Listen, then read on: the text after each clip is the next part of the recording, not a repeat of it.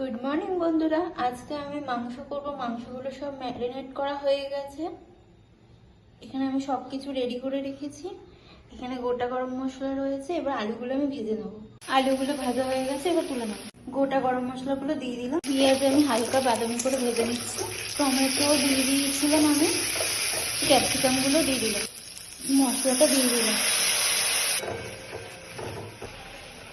আমি এবার মাংসগুলো দিয়ে দেবো।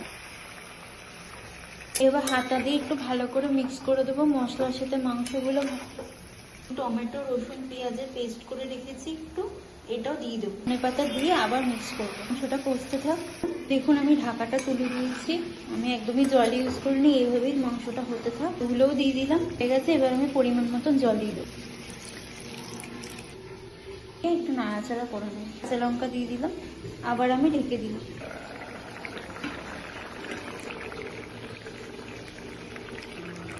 আমি এবার গ্যাসটা অফ করে দেবো। সানরাইজের গরম মশলা দিয়ে রেস্টে রাখবো।